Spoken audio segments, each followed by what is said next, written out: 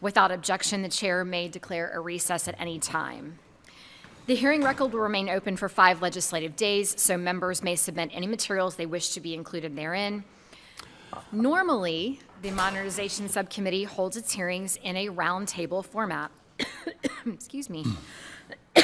But because so many of our colleagues have expressed an interest in joining today, we have moved up to the dais to make sure that there is enough room for everyone.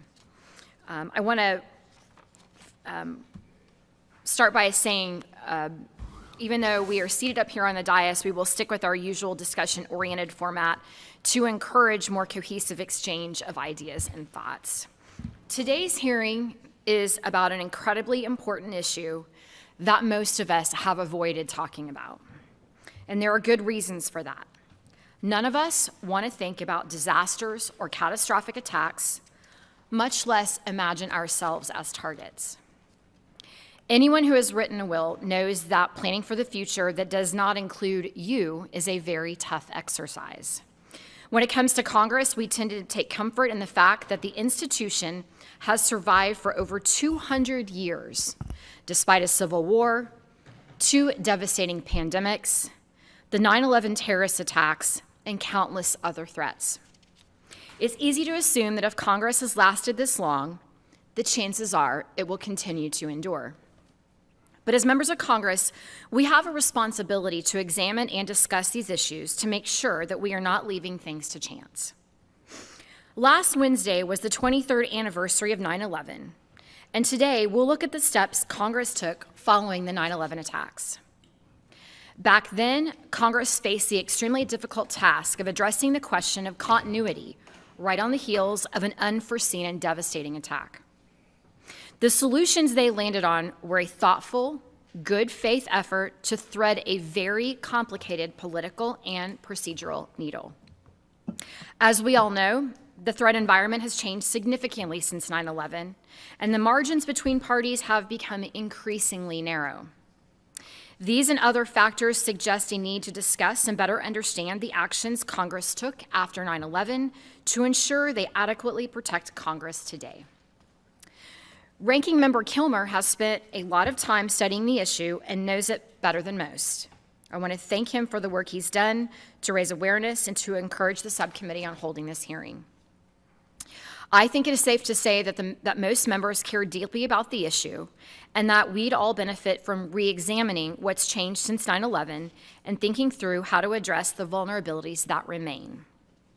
And so I view this hearing as an opportunity to learn. There are different approaches to addressing the challenge of continuity, a constitutional amendment being one of them. But as we all know, passing an amendment is a heavy lift that can take years and sometimes decades.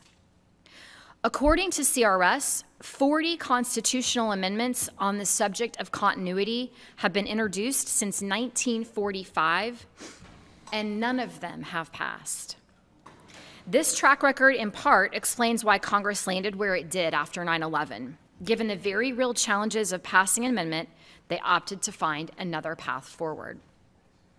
This isn't to say that we shouldn't consider it, but I think it makes sense to also consider what we can do in the near term to help safeguard continuity. I'm looking forward to learning more about some of those options today.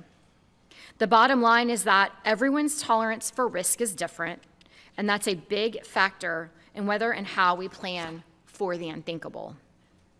But when it comes to planning for the unthinkable, where Congress is concerned, we should be guided by our obligation to act in the best interest of the American people. In other words, our focus should be on Congress, not on ourselves as members of Congress.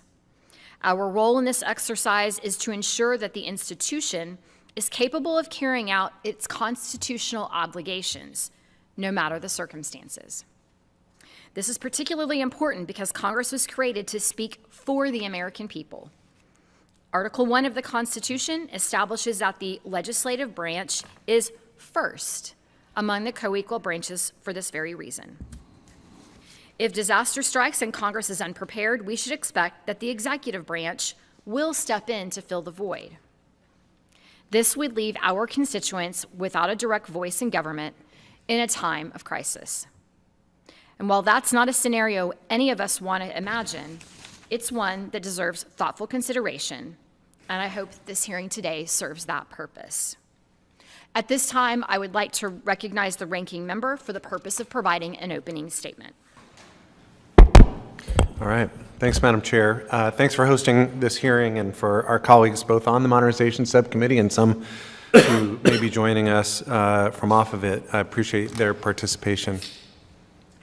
I also want to extend my sincere appreciation to all of our witnesses for taking the time to prepare and to join us for today.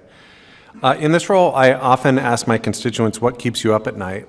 And there's plenty as members that can keep us up at night, but one that certainly keeps me up at night is political violence and Congress's vulnerability to it.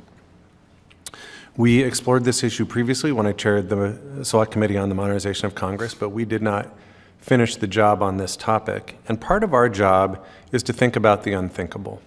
I want you to imagine another shooting at a congressional baseball game practice, or a bomb at the State of the Union, or a party retreat, or even if a plane goes down carrying a full state's delegation to a funeral. I know this is not a fun topic, but I also know that it is increasingly a necessary topic. Just this past weekend, we experienced yet another credible attempt on former President Trump's life following the assassination attempt targeting him just a mere month ago. Last year, we learned that the U.S. Capitol Police tracked a 300% increase in threats against members of Congress over the past 7 years. The White House and the Senate have continuity plans. They are prepared because the Constitution was twice amended to ensure governing can continue if the president or senators are killed or otherwise die while in office, as much as we pray that doesn't happen. But prayer is not a good strategy for continuity. The U.S. House of Representatives is not prepared. Today, we will learn more about how the House would function if a tragic event of this kind were to happen. In a nutshell, it wouldn't.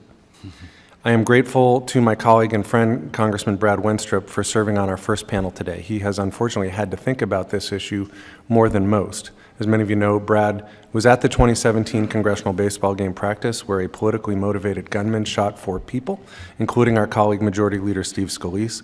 A trained doctor, Brad rendered heroic medical assistance that day, and I want to thank you for your leadership that day and for being here to share a member's perspective on this important topic.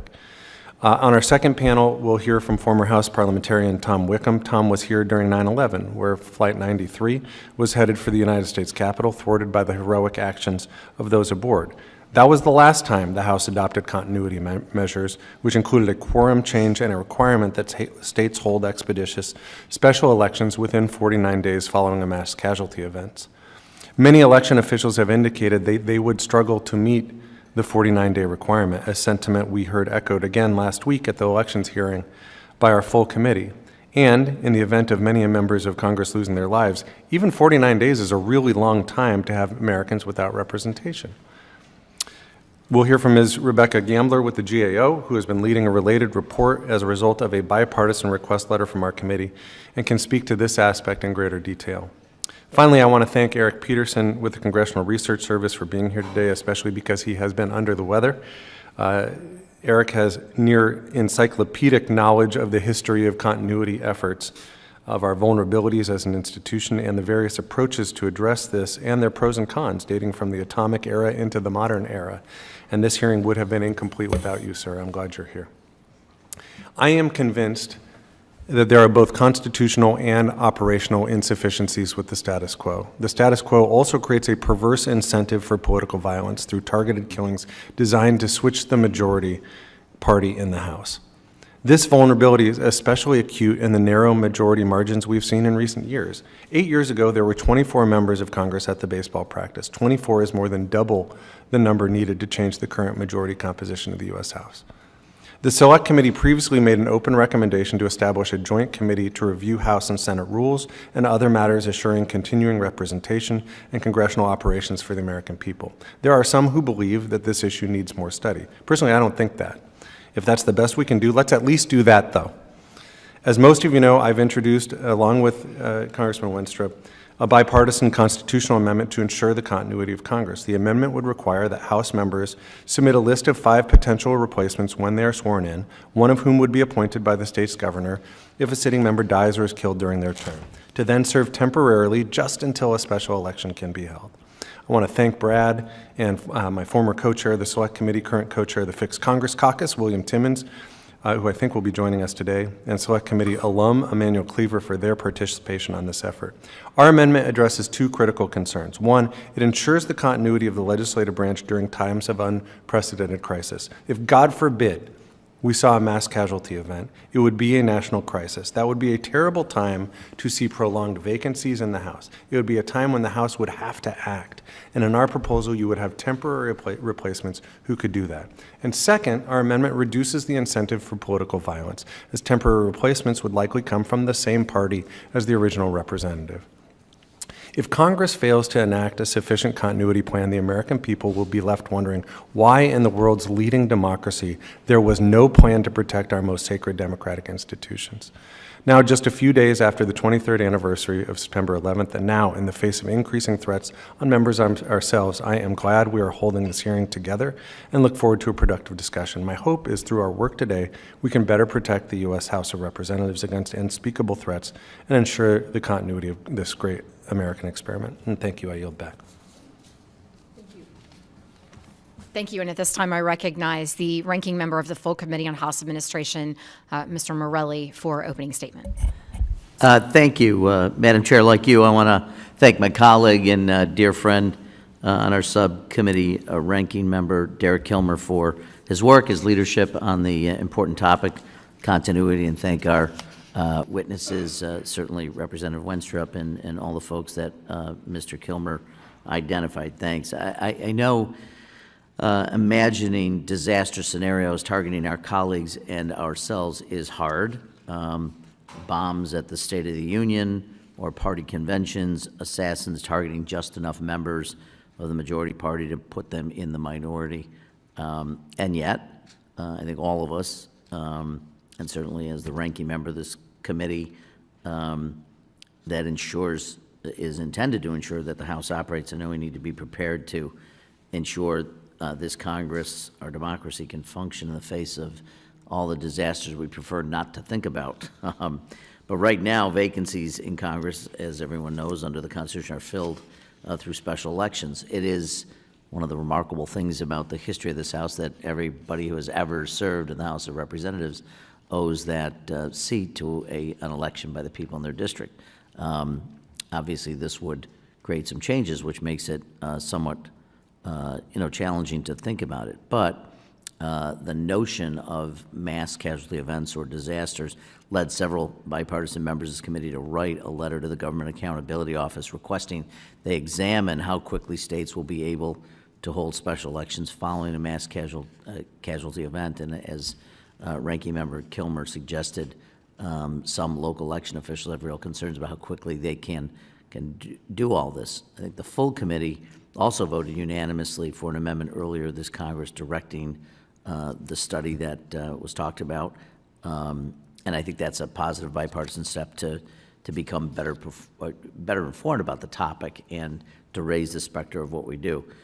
As I understand, the previous select committee made a related recommendation to establish a joint committee of members to ensure continuity in the face of the next potentially unforeseen crisis, modeled after prior legislation that was never enacted. So the convening today is really important, and I want to again thank the committee sub-chair, or the subcommittee chair, for bringing us together and to think about this and to force us to really sort of spend some time. So I look forward to discussion of the bipartisan constitutional amendment, HJ Res 118, as well as one of the possible ways of addressing it. Ensuring we get this right matters for a whole host of reasons. We need to maintain an uninterrupted legislative capacity during times of crisis, as my friend Mr. Kilmer has talked about, especially if Congress is needed to address funding bills, to war authorizations, or other emergency legislation that we would need to respond to a crisis. The Constitution establishes the balance of power between the three branches. It's hard to imagine our government functioning with one of those three branches incapacitated. And so all of this, I think, and all Americans deserve representation as quickly as possible, even in emergency situations. It is a tough topic. It's also one that I suspect our founders would never have really seriously considered in their day and age, but it's one that in the modern era we do have to consider as distasteful as it is. So, and I think we can make important strides, and I think this conversation is certainly a way to do that. And again, want to thank Mr. Kilmer for his long commitment to this subject, and to, again, to the chair for bringing us together and continuing a dialogue on an important subject. So thank you all, and with that, I yield back. Thank you. And at this time, it is my delight to welcome our colleague, Dr. Brad Wenstrup, who has graciously agreed to join us today to share his experiences and thoughts about the topic of continuity, as he has experienced it firsthand. So with that, Dr. Wenstrup, the floor is yours. Well, thank you very much, Chairman Bice, Ranking Member Kilme, the whole House Administration Committee for having me here today to testify and have the discussion, as you described it that way, on the topic of congressional continuity.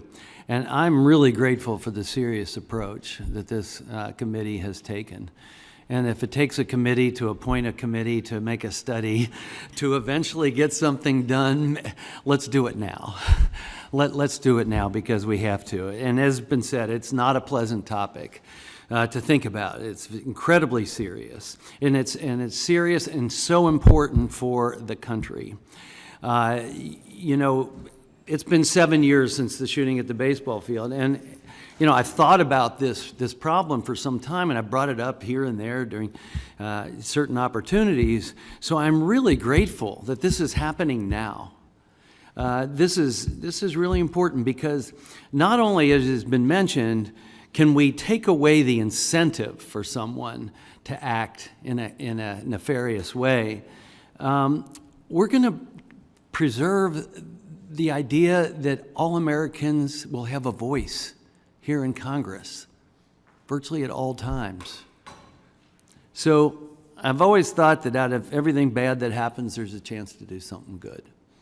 And I think that that opportunity is here and now. And so again, I'm very grateful for what is being done here by this committee, and that we're taking the time to deliberate and hopefully move forward to find the best response in case the unthinkable ever happens, or the unthinkable that has happened has some success, some negative success. So this isn't just a hypothetical situation we're dealing with today. And, you know, I first came to Congress, you know, since I came here, there's been a real uptick in political violence against fellow Americans, against elected officials, increase in violent political rhetoric from elected and non-elected people in social media. And, you know, let's face it, we always talk about the increase of mental health needs in our country. We have a problem. And someone who may have mental health needs does not need to be incentivized towards taking bad action. So in recent years, we've seen the shooting, Congressman Gabby Giffords, anti-Semitic incidents skyrocket, assassination attempts on President Trump. According to a recent Time article, 1/3 of Americans believe that violent action against the government can be justified. John Lewis, colleague, great American, he used to say good trouble. He didn't have this in mind. This is not what he was talking about. So, you know, June 14th, 2017, I was on the baseball field with my colleagues practicing for the baseball game. A violent domestic terrorist attempted to assassinate Republican members of Congress. He had names in his pocket, descriptions in his pocket. This was a clear assassination attempt. And he decided to use murder or assassination as a tool for political change. He wanted to wipe out the Republican majority and change the balance of power in our Congress. 136 rounds were fired on the field at that confrontation. Sitting members of Congress and their staff were seriously injured and required immediate medical intervention. What would have happened if Capitol Police weren't there? He could have killed sitting members. if he had achieved his goal and there were enough members to tip the balance of power in one direction or another, he succeeded. Let's take that opportunity away. Yeah, he could have killed, if someone is killed or incapacitated beyond the ability to serve, that's a problem. So there's too many what-ifs in a situation like this, because Congress hasn't fully considered the implications of mass casualty event affecting members and the impact it would have on the ability of our Congress to function in a time of need.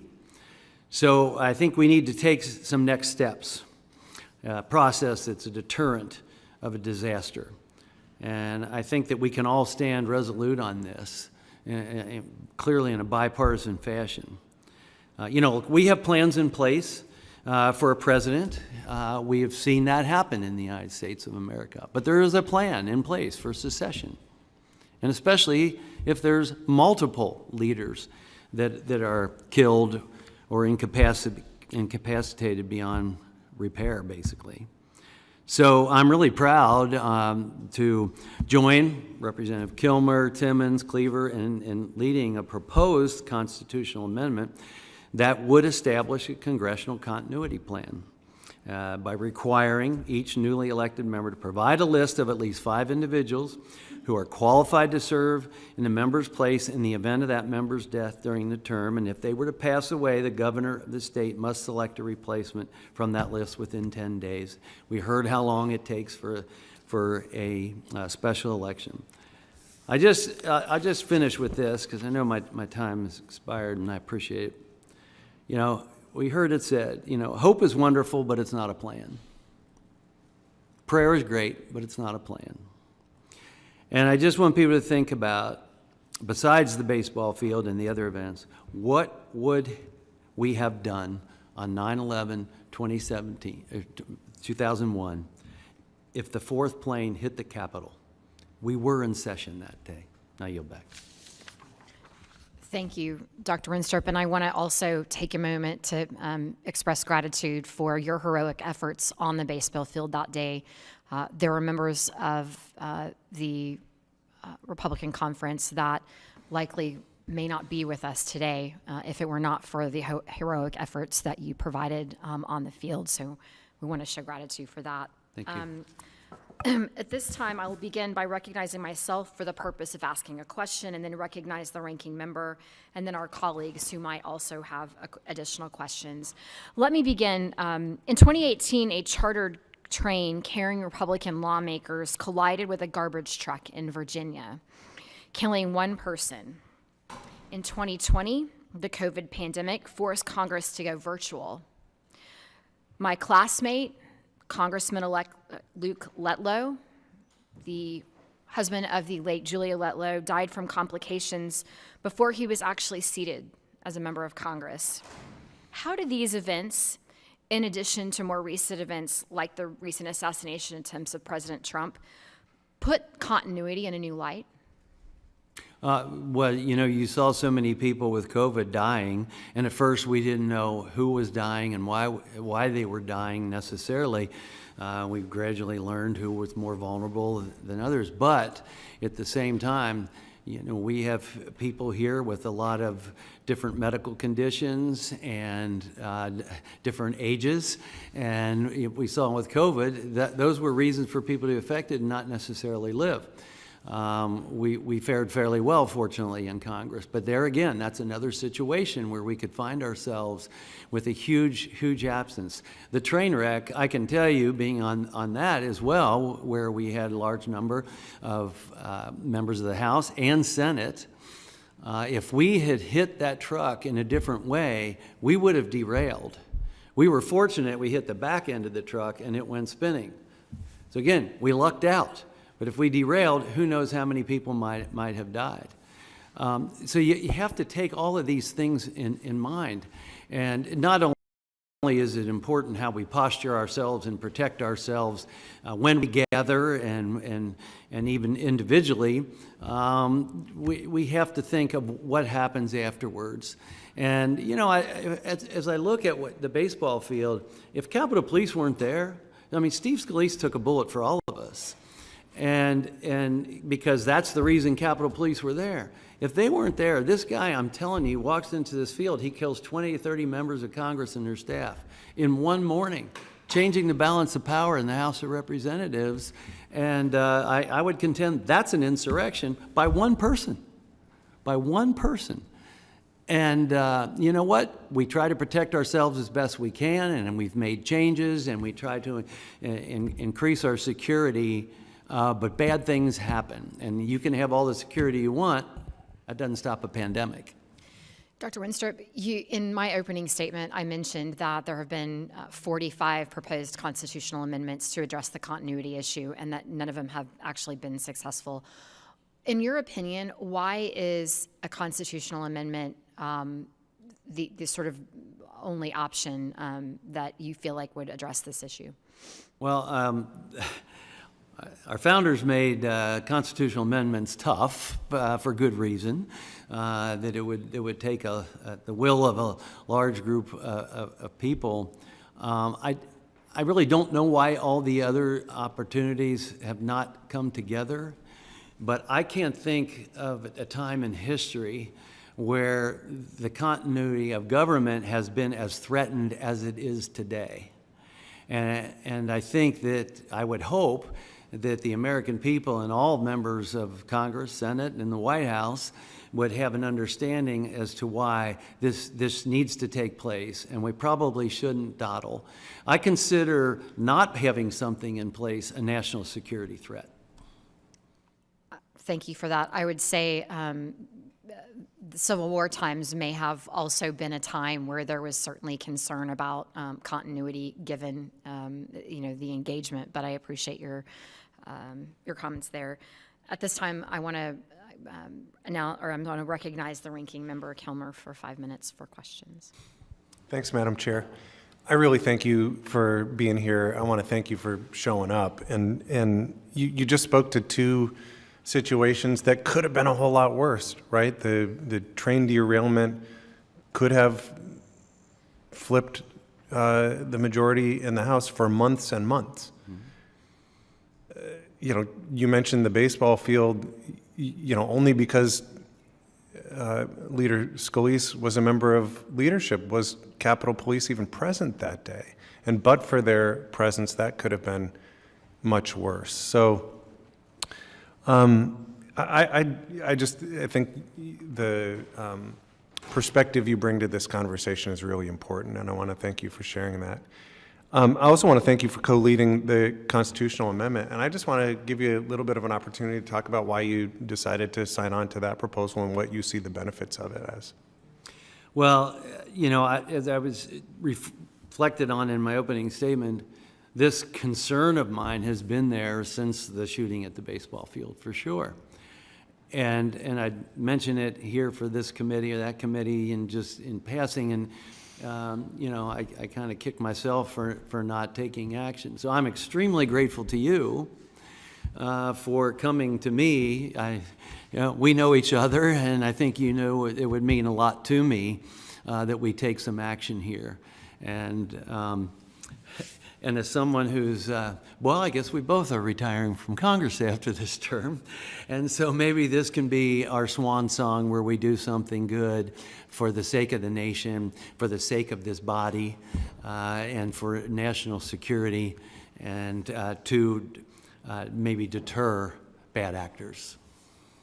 Yeah, I know the chairwoman asked you about the choice of pursuing a constitutional amendment. And I think obviously one of the challenges is, we're restricted by the current language of the Constitution to only replace members through election.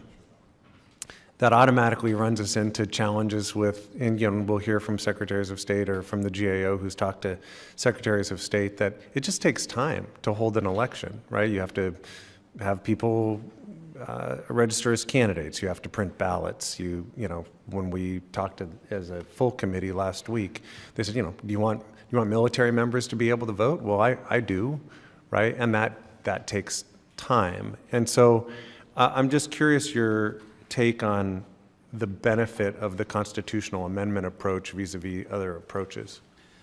Well, one, it really locks it in, and also it shows that it's had very much bipartisan support. But, one of the things I said too is, we have a succession plan for the president, and you go down the secretaries and everything else. They weren't elected either, but they were someone that was selected by the sitting president who was elected. And that's what we're asking to do in the amendment. So I think that was pretty thoughtful, is that the person that was elected is likely choosing someone similar to them, which would be representative of the people that elected the member. So I think that's an important component. And I think that's why it's important to have that list in place. We do it for the speaker, we do it, in other areas too. But what we're doing is saying this is a stopgap. We're not saying you have that seat for the rest of the term or anything else. It's just until the special election goes through its ordinary process. So we constitutionally aren't trying to change the way states operate their elections, but at the same time, we're letting that state or that district have representation. Thanks so much. I yield back. Thank you. At this time, I recognize Mr. Carey for 5 minutes for questions. I want to thank you, Madam Chair, for the opportunity, and Doctor. I think Ohioans know your service, and obviously you and Derek both leaving this institution, really shows in a bipartisan way how the institutional knowledge of this body will lose a lot of the institutional knowledge. So I appreciate all your years of service and everything that you've done, not just from your time in Congress and your heroic efforts on a baseball field, but your military service and your commitment to take care of your young family, and I do appreciate that. I just want to say, this is an issue, most people see many of us on TV shouting at the rain, but we are a body that can come together in a bipartisan way to get things done. And I think what you see in the subcommittee, and I think what you see in the House Admin Committee, you see that we can work together to deliver solutions to the American public. I just wish that on both sides, our colleagues would recognize that we can get along and we can do the right things for the American public. But I do want to ask you a couple questions. What are your views on the Select Committee's recommendation for the Joint Committee to investigate these issues more fully and make recommendations on what we're doing and what we're speaking about today? Beyond recommendation, I'm pleased that you're doing it, as I've said. I mean, this is fantastic, probably long overdue, but I'm seeing serious conversations about a serious matter coming from both sides of the aisle, and I want you to drive on and keep going with this, that I hope can result in a change in how our laws read, how our Constitution reads, so that we are better able to serve the American people. And we don't want someone to be able to take away the voice of Americans here in this body. We are a democratic republic. We represent the people. They've selected us. And if there's something that happens, then someone that we recommend should be able to fill in temporarily until the normal state process can take place. And I think it's also important to, I came in a special election, and I know the process that it took. We had to have a primary, we had to have a general, so our primary was, I think the congressman that had my seat before resigned, I believe it was the first part of the year, I'm not sure when Steve resigned, but our primary was done in August, and our general was done in November. And so we're able to do those. And I know Ohio isn't that way, but I think nationally we definitely need to do that. And again, I just want to say thank you for being here today. And Madam Chair and Derek, thank you for having this committee. This is an important issue and one that's thoughtful, one that I think we're going to get bipartisan support with. So with that, Madam Chair, I think you're doing great work. Thank you, Brad. Thank you. Dr. Wenstrup, we appreciate your time this afternoon, and with that, we will introduce the second panel of witnesses. Thank you.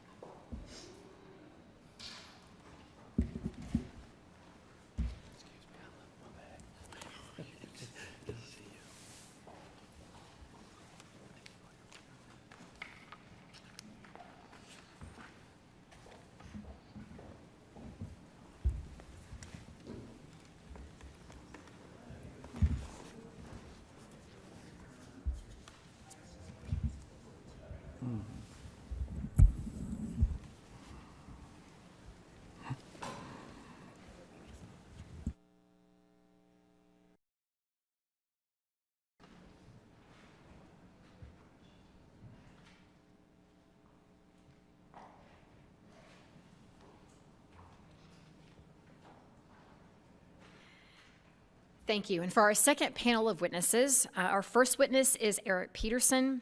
Mr. Peterson is a specialist in American national government in the Government and Finance Division of the Congressional Research Service, where he has worked for 2 decades. Excuse me. In addition to continuity of Congress, excuse me, his research areas include congressional administration and staffing, constituent service management, congressional executive relations, and government contingency planning. Welcome. Our next witness is Tom Wickham. Mr. Wickham is the former House parliamentarian and served as a nonpartisan House official for over 25 years.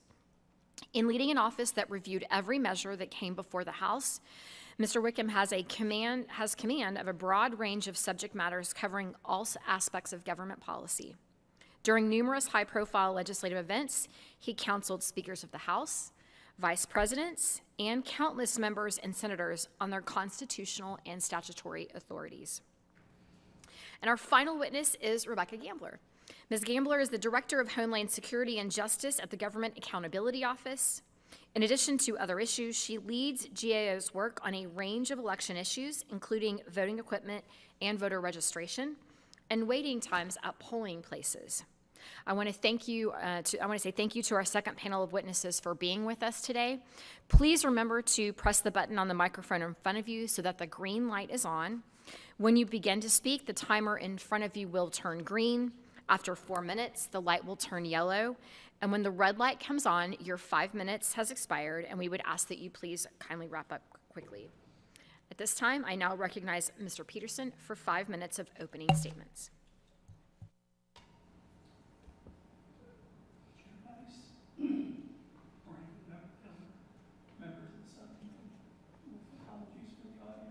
Can you make sure that your microphone is on? Oh, red's on? Okay. Is this better? Much better, thank you. Chair Bice, Ranking Member Kilmer, members of the subcommittee, with apologies for the audio, thank you for inviting me to testify today on behalf of CRS. The continuity of Congress, the ability of the national legislature to carry out its constitutional and representational roles in the face of a wide variety of potential interruptions of those activities has been a subject of concern for almost 80 years. Particular attention has been given to solutions at the dawn of the atomic age from 1945 to the early 1960s, and again in the years following the terrorist attacks of September 11th, 2001. Focusing on that latter period, there have been several changes in light of continuity concerns. In my written testimony, there are discussions of House and Senate efforts to enhance existing emergency response capacities, House authority to install an acting Speaker pro tem if the office of Speaker is vacant, and changes to recess and convening authorities in the House and Senate. My oral remarks center on the challenges of member availability. It may be the case that following an incident in which members of Congress are killed, incapacitated, or missing, a delay in seating new members or identifying sitting members who can continue to serve could adversely affect the ability of Congress to carry out its constitutional responsibilities. Excuse me. The rapid identification of members killed, incapacitated, or missing, and the implementation of established procedures to ensure a quorum of members is available in each chamber are linchpins in any effort by either chamber to recover and reconstitute following a mass casualty or other incident affecting members.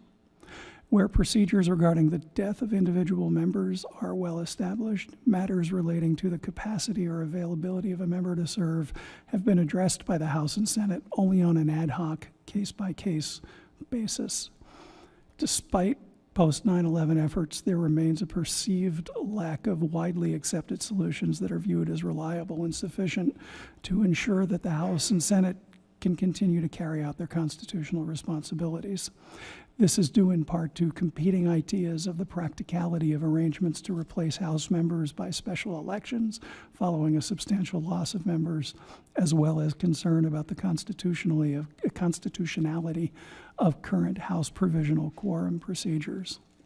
Some note that a mass death incident would affect House operations more significantly than it would Senate operations, since the House requires election of all its members, while the Senate can appoint senators. 5 states require special elections to fill Senate vacancies, accounting for 10% of its membership, and an incident resulting in substantial incapacitation or disappearance could have similar effects on either chamber. Finally, constitutional proposals offered during the World Cold War and after 9/11 may overemphasize solutions to congressional vacancies while underestimating the challenges of seats where the incumbents may be missing or unable to carry out their duties while still remaining sitting members. A fulsome consideration of policy approaches to address incapacity or disappearance might have the effect of producing incomplete policy. The continued absence of a fulsome policy approach to address incapacity and disappearance issues might have the effect of producing incomplete policy responses. In the event of a substantial number of missing or incapacitated members following an interruption, the House and Senate may be left with no more effective a path to reconstituting their chambers and returning to more normal operations than that which is currently available. To better ensure the continuity of Congress, reconsideration of existing provisions may need to occur. I'm a bit out of time, so I'm just going to skip to the conclusions. It appears without regards to the consideration of the continuity of Congress, existing procedures and processes, as well as proposals to amend the Constitution, may be insufficient to address a mass casualty event affecting members in the House. Moving forward, Congress might consider that replacing members in what undoubtedly would be one of the most trying times for the institution and the Republic could be extraordinarily challenging.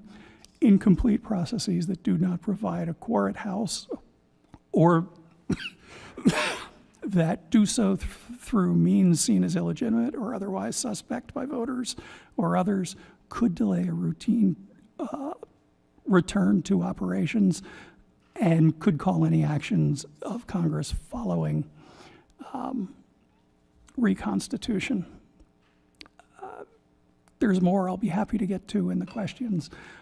For now, I want to thank you for inviting me to testify today, and I look forward to your questions. Thank you, Mr. Peterson. And at this time, I recognize Mr. Wickham for 5 minutes. Thank you, Madam Chair. Thanks for having me here today. My name is Tom Wickham, and I served in the Office of the House Parliamentarian from 1995 to 2021, including as parliamentarian from 2012 to 2020. I'm honored to discuss the reflections on the rules changes that occurred following the terrorist attacks of 9/11 and the challenges in continuity of government that face the House today. As a retired parliamentarian of the House, I approach this topic not as an advocate or an academic, but instead as a former practitioner, sharing a perspective of an office dedicated to advising and guiding this institution. In terms of this narrow but critical vantage point there is no better substitute for the guidance of the current parliamentarian of the House, Jason Smith, and that wonderful team as the House seeks to engage on this important topic.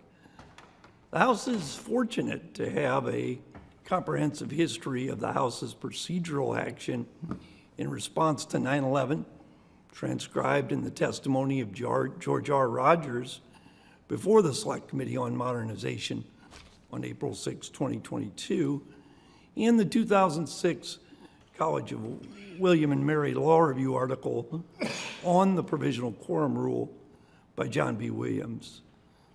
The institutional mindset of the House after 9/11 was focused on preventing and preparing for another terrorist attack, and the institutional offices in the House carried out related operational and legislative activities. These activities range from the assignment of individual rubble whistles, like this one I have right here, the assignment of flashlights, gas masks to members and staff, to mammoth investigative efforts by the 9/11 Commission, and legislative efforts to establish a Department of Homeland Security, which would be the largest government reorganization since the National Security Act of 1947. The central procedural organizing force in the House was the Continuity Task Force, headed by Representative Chris Cox and Representative Martin Frost. Despite the weight of 9/11 and the urgency to ensure continuity and preparation for another attack, the task force was not myopic or rushed and deliberated for 6 months on other historic catastrophic circumstances, including the House's response to the Civil War and to the flu epidemic of 1918. The greatest challenge for that task force was the lack of a procedural foundation from which we could build upon, with very scant procedural tools such as a single statement glued into Jefferson's manual that said that due to the inherent authority of the chair, that a recess could be declared in the event of danger, or a handshake agreement that no members would raise a point of no quorum during an emergency because a quorum would be presumed. With bipartisan spirit driving the task force, it became clear that the most difficult issue was that to deal with the constitutional quorum requirement in the event of a large amount of deaths and incapacitations. The Cox-Frost recommendations were divided, the first submission being the least constitutionally intrusive group of recommendations. This foreshadowed the quorum requirement as a more constitutionally intrusive change that was worthy of greater scrutiny and not the basis of a recommendation from Cox-Frost. What followed was a hearing, a rare hearing of the Committee on Rules with testimony from sitting parliamentarians, one of only 3 occurrences that I can remember, where the issue of the provisional quorum was dived into. And commenting and fast forwarding today in the sake of brevity, the House is fortunate that there is a stronger foundation for action than there was on the days immediately following 9/11.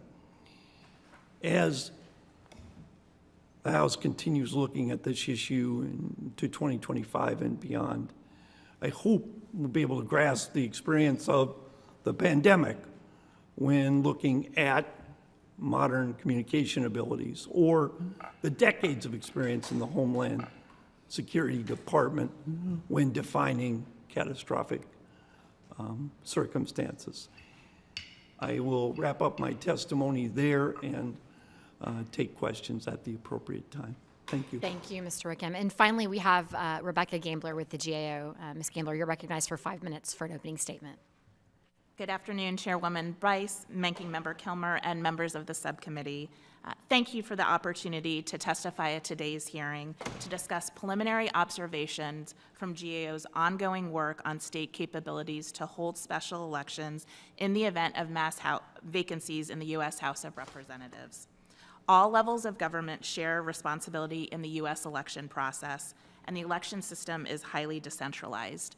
States are responsible for the administration of their own elections, as well as federal elections. States regulate various aspects of elections, including registration procedures, absentee and early voting requirements, and election day procedures, and they support local jurisdictions in administering elections. The process for holding elections includes activities like registering voters, recruiting and training poll workers, selecting polling locations, transmitting absentee and vote-by-mail ballots, and setting up voting machines and voting booths.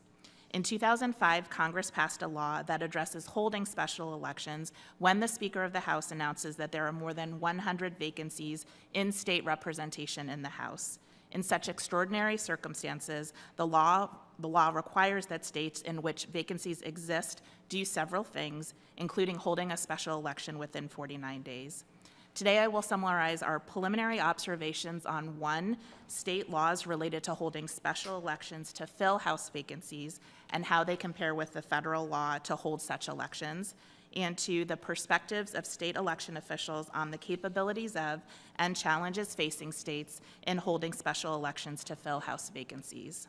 First, our preliminary analysis has identified 9 states that have laws for holding special elections to fill House vacancies that adopt aspects of the federal law for the state, such as those related to the 49-day time frame. Our preliminary analysis also shows that 41 states do not appear to have laws that adopt the federal law for their state. Almost all of these states have provisions in state law that address holding special elections to fill vacancies in their representation in the House. Examples of the types of timing provisions in these laws include specifying the number of days within which states are required to hold the election or giving the governor discretion to order an election within a specific time frame. Second, we surveyed state election officials in all 50 states to obtain their perspectives on holding special elections consistent with the federal law. As of the beginning of this month, 27 states have responded to the survey. Based on our preliminary analysis of the survey results, 15 of the 27 officials who responded to the survey reported that they were not aware of the federal law prior to hearing about our study. In addition, in responding to our survey, state election officials identified a range of challenges related to holding special elections consistent with the federal law. For example, officials reported that it would be difficult to select candidates within the timeframes required by the law. Officials also noted challenges related to preparing and printing ballots, identifying polling places and poll workers, and transmitting absentee ballots to military and overseas voters. Officials also reported to us that the challenges they identified could affect the accuracy and availability of ballots, pamphlets, and other voting materials, public perceptions of the election, and voting access, such as whether voters have sufficient time to request absentee ballots. However, based on our preliminary analysis, many state election officials reported to us that they believed they could hold a special election consistent with the requirements in the federal law. Additionally, they identified state practices that may help them hold such elections, such as some states assigning responsibility for candidate selection to political parties, which could be done relatively quickly under a special election. We also heard that vote centers could help give state election officials flexibility in conducting an election on short notice. These are locations where ballots for all precincts in a local jurisdiction are available to all voters so that they can vote at any center of their choosing. In closing, we are continuing our review of these topics, and we plan to issue a final report in the coming months. This concludes my prepared statement, and I would be pleased to answer any questions members may have. Thank you very much, Ms. Gambler. We'll now open it up for questions with the witnesses, beginning with myself and followed by Ranking Member Kilmer, and then we will alternate between members. Any member wishing to be recognized should signal to the chair their interest in asking a question. I now recognize myself for 5 minutes. I want to start, Ms. Gambler, the GAO report that was presented preliminary was eye-opening, to say the least. Recognizing that there are states that didn't even know that this 49-day requirement existed, and the vast majority of states being unable to meet that requirement.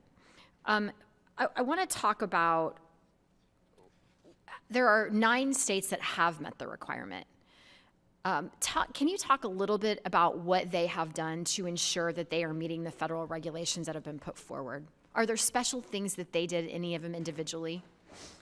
Sure. Thank you for the question, Chairwoman. So, as I mentioned, there are 9 states that we've preliminarily identified have integrated aspects of the federal law to USC 8B into their state law. And many of those 9 states have incorporated that time frame provision, the 49-day time frame provision. But some of the states also incorporated other aspects of the law related to, example, transmission of ballots from military and overseas voters, as well as what is specified in 2 USC 8B regarding candidate selection. So there's a little bit of variability across the 9 states, but there are 9 states that address some aspect of the provision of federal law that we're talking about in their state laws. With so many states either not having knowledge of the federal law or not adhering to it, what is the GAO doing to educate those states or encourage them to consider making changes to meet the 49-day requirement? Sure, absolutely. So one step we've taken, I've mentioned in my oral statement, is we have sent a survey to election officials in all 50 states to get their perspectives on both the challenges that they might face in holding a special election. We've only received 27 responses back, is that right? We've received 27 responses thus far, and we will be continuing our work in this area, going forward. And so we're hopeful, at least on our part, that our work in this area can help with that awareness piece. Are you aware if any engagement by the Election Assistance Commission in doing some education and outreach on this law? Is that something you may have discussed with them? Sure. We did meet with the Election Assistance Commission, the EAC, regarding our review, and certainly the EAC is a federal entity whose mission is to provide resources to the election community, to states and local election jurisdictions, to help address all aspects of election administration. And certainly this could be an area for the EAC to help provide resources on. Thank you. Mr. Wickham, do you remember why the House has proposed temporary joint committee to study continuity issues and make recommendations, which was considered and passed in the House in 2003, didn't get any traction in the Senate? I don't recall that specifically with regard to that piece of legislation. It has been challenging in the past to schedule joint exercises, joint continuity exercises in the past, because of the different schedules of the bodies, the different makeups of the bodies, and different plans for continuity. So it is not confined to that one specific piece of legislation, but joint efforts have been difficult. Do you think it potentially could be because the Senate does have a continuity plan in place in a different manner, and it may not be as important to them to actually address this issue as it is for the House? Could that be one reason? It certainly could be one reason, and both houses could have in place their own plans that they are confident in their feasibility.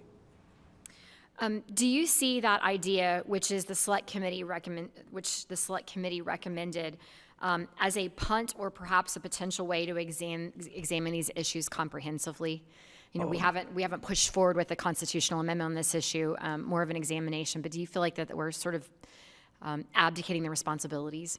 No, I think it's the latter, that both bodies could benefit from a fresh review of these circumstances. As I said, the intensity following 9/11 was quite strong, and we worked 6 months with great intensity, and a similar review with heightened intensity would benefit both houses. Thank you.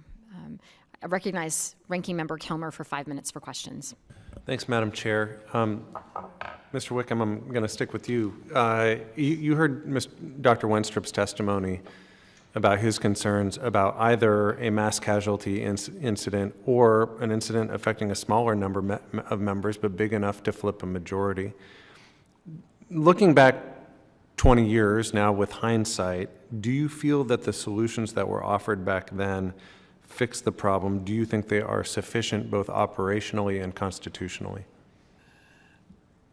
The House, from a procedural perspective, judges the sufficiency in terms of the Constitution by its debate and its vote on a specific rules change. And in this case, that was the determination after 9/11 to put in place the quorum rules change, and has been subsequently adopted. And so there is a notion of advisability that comes with those individual votes. But as I just said, it would behoove both the House and Senate to look at all their procedures and rules to deal with the changes in circumstances, especially the issue of increased political violence. I mean, one thing I'm struck by is, you hear Ms. Gambler's comment, even if the states could do a special election 49 days, 49 days is a long time in the face of a national crisis. And you could reset the quorum. We pulled up from James Madison's notes, the initial requirement that a majority constitute a quorum to do business was because, and this was his quote, it would be a pleasing ground of confidence to the people that no law or burden could be imposed on them by a few men. Article 1, Section 2 of the Constitution sets out 3 basic requirements for the House, including that it consists of elected representatives that meet age, citizenship, and residency requirements, and that representatives be apportioned among the states based on their populations. So that makes it hard for me to accept that a House comprised of a much smaller number that may have an entire state without representation would be fitting under the founder's vision. Would you agree with that? I would just say that you are not alone in your concerns. From the very outset, the reason why the quorum change was not dealt with by the initial Cox-Frost task force was the challenges, the concerns about its constitutionality, one, and then second, about where the line would be drawn with regard to the amount of members that would carry on the House in the event of a catastrophic condition. And this has been raised by a number of internal actors, members of the House, such as your predecessor, Mr. Baird, as well as outside groups. So those are concerns that a number of parties have raised and ones that were considered by that Cox-Frost task force. Mr. Peterson, I'm hoping you can weigh in here, because you've studied this issue, you've talked to other experts on this topic. What are the biggest concerns that experts have raised about Congress's ability to function in either the circumstance of a mass casualty event or in a circumstance where fewer members are killed or die, but in a way that might flip a majority? What are we hearing from experts on this? The question of switching majorities is relatively new in the continuity space. It is relatively new in terms of public consideration. I will say that since about 2001, I've been getting questions from congressional offices wondering what happens if a member, enough members change to change the majority. In practice, we don't have a lot of precedent. We have conjecture of variable quality, and it is probably one of those things that needs to be considered more systematically. If you could remind me of the first part of your question. Just the potential either for a mass casualty event or flipping a majority. So the potential for a mass casualty event has grown as an idea from something where lots of members are dead or injured or incapacitated, to one where just a few are, and it's critical because the majorities are narrow, because it's difficult to have a vote, and things like this. There isn't anything greatly systematic in that discussion, beyond the idea that it's a potential problem, but we don't know the boundaries of it. And it is governed in part by how robust majorities have or haven't been in the past several years, but still no decision because we haven't gotten to a point where a Mr. Peterson, decision if we is could just necessary. try to wrap up, you're over time here, so we want to be mindful of that. I'm done. Thank you. I yield back. Thank you. At this time, I recognize Ms. Lee for 5 minutes. Thank you, Chairwoman Bice and Ranking Member Kilmer, for holding this important hearing, and thank you to all of our witnesses for appearing today. Ensuring the continuity of Congress in a time of crisis is a sobering but critical task for us. In contrast to the Senate, as we've discussed today, the Constitution requires the House vacancies to be filled through special elections, thereby ensuring that the people decide who their elected representatives are. As chair of the Subcommittee on Elections, I am interested in ensuring that states are equipped and prepared to smoothly and expeditiously fill House vacancies through special elections in the event of the unthinkable. Ms. Gambler, I would like to return to your testimony. Thank you for the preliminary insights that you have shared with us from the GAO's ongoing review of state capabilities for holding special elections for House vacancies. I'd like to go back to the input that you got from the survey from state elections officials. 9 states have passed laws concerning special elections that mirror the federal 49-day requirement, but it sounds like some of the states have been more successful there than others. Would you elaborate a little bit more on the types of procedures that the 9 states who do mirror federal law have adopted? What aspects of those laws have they been able to successfully implement? Absolutely, Congresswoman. Thank you for the question. So there's a little bit of variation across those 9 states, but generally most of them have adopted into their state laws provisions addressing the 49-day timeframe that's specified into USC 8B. A few of the states have also addressed other aspects of 2 USC 8B, which is the federal law we're talking about, and those include provisions related to the candidate selection process and the transmission of ballots for military and overseas voters. So if you would, share with us the candidate selection process and how they've modified qualifying. You touched in your statement earlier on using political parties to help identify who the candidates are going to be. Elaborate for us on how that candidate qualifying process has been adjusted in these 9 states so that they can meet the 49-day timeline. Yes, thank you for the question. We haven't looked in detail at what the specific procedures would be for candidate selection in those 9 states in particular. But what I can say is that for some of those 9 states, they have particularly adopted the timeframes that are specified in the federal law that we're discussing related to identifying candidates. So it's really the timeframe piece that we're speaking about. And the other thing that you brought up specifically is the UOCAVA, our overseas voters, our overseas military voters. There are also provisions in federal law that tell elections officials when those ballots need to be mailed, how long they need to be out there.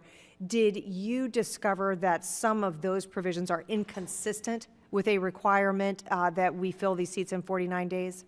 Yes, thank you. I think that's an important point. So there are differences in the timeframes for the transmission of ballots to military and overseas voters between what's specified into USC 8B and what's in UOCAVA.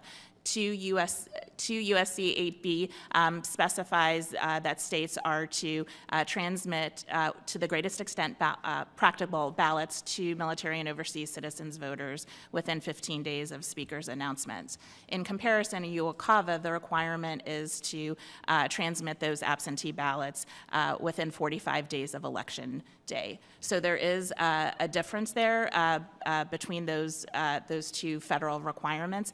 And we did hear from the state election officials that responded to our survey that that could be a point of challenge for them in holding a special election.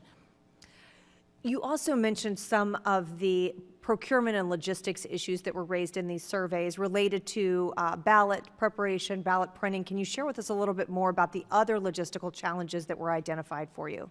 Absolutely. So there is, of course, a relationship between candidate selection and ballot preparation.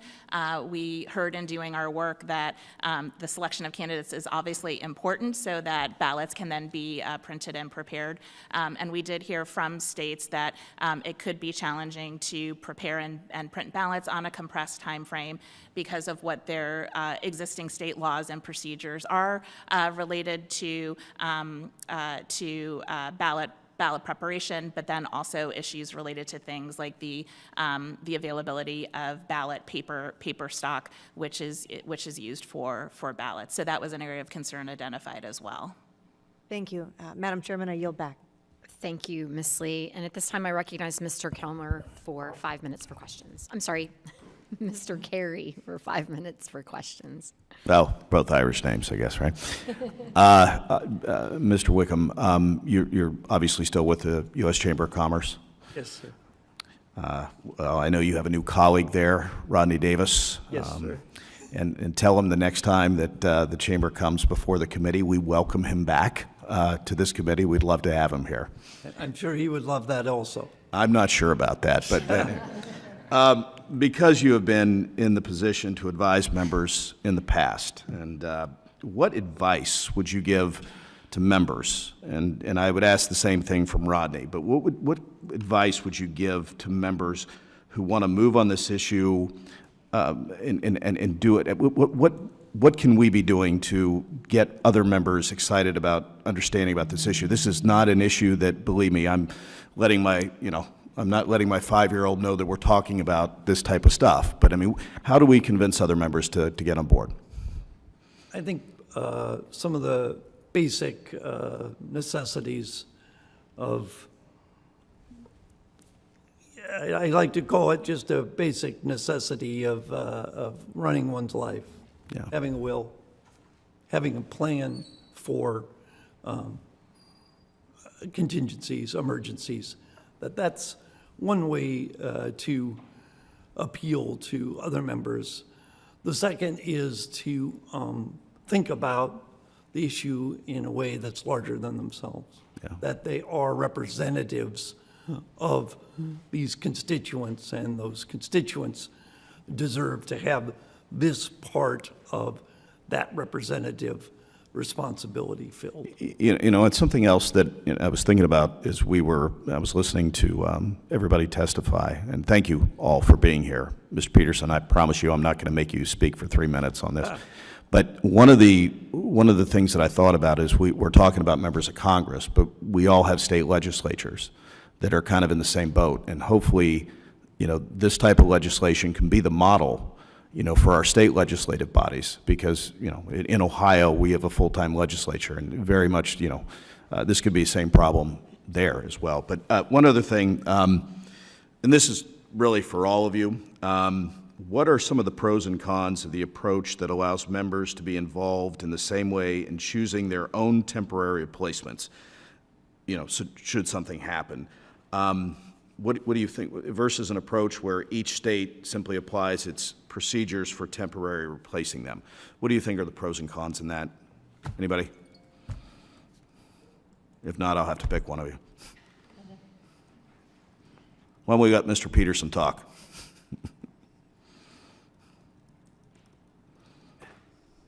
A pro is that there's some assurance that there's someone back there. If the suddenly unavailable member needs replacement. A con is that this person is likely unknown to the electorate in that district, is maybe not fully up to speed if they get here in trying circumstances, and may not be seen as a fully fledged member if they're here by indirect selection as opposed to direct election, and would need to get up to speed fairly quickly with how the institution works. I'm sure all of you have lived the experience of the rather steep learning curve around here. And 1 or 2 members per Congress coming in and enduring that in a non-convening, election, that's okay. 100 or more, you are probably looking at slowing down the institution a bit. You know, and I will tell you, I mean, as somebody that won a special election in a very short time frame and then had to live through redistricting and had to represent 75% different constituency than I represented in the first time I ran for office, there is a challenge to get out there and meet the voters, and I do. But anybody else, pros or cons? I only have 16 seconds, so if not, I yield back. Thank you, Mr. Carey. And at this time, I recognize Mr. Timmons, the former ranking member of the Select Committee on Modernization of Congress, for 5 minutes for questions. Thank you, Madam Chairwoman. I appreciate you letting me wave on, especially since I wasn't here at the beginning. My team has prepared a remarkably good thing for me to read, and I'm not going to read any of it. We've been working on this for years, and I guess my first question to each of you is, do you believe that a constitutional amendment is necessary to fully address the shortcomings of the current preparation the House has regarding continuity of Congress? Let's start with Ms. Gambler. Thank you for the question. GAO, within the scope of our current review, hasn't looked at this issue more broadly, but what we would say is that we hope our preliminary observations as well as our ongoing work can help inform Congress as you consider this issue. I anticipated that. Mr. Wickham? I would just say that the constitutional amendment would provide the certainty in an area that has been filled with debate from its very beginning with regard to the quorum rule. I'm unaware of an alternative solution. I tried to come up with some, and they involved court challenges to test untested theories, but at the end of the day, it seems that this is the only solution in my mind. Can you come up with a different solution to address our shortcomings as it relates to reconstituting Congress in the case of a mass casualty event? Or is constitutional amendment arguably the only path forward?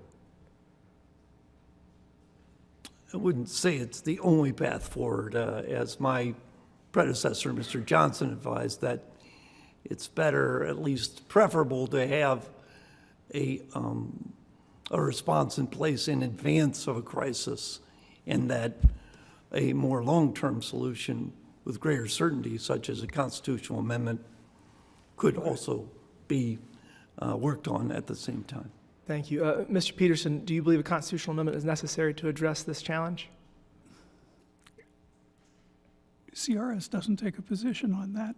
What I would suggest is that a constitutional amendment that focuses only on vacancies, that is, members who have expired and are subject to special election, may not be sufficient if it does not include consideration for missing and incapacitated members and some kind of policy and procedure for addressing those absences that may impair the quorum just as strongly as vacancies.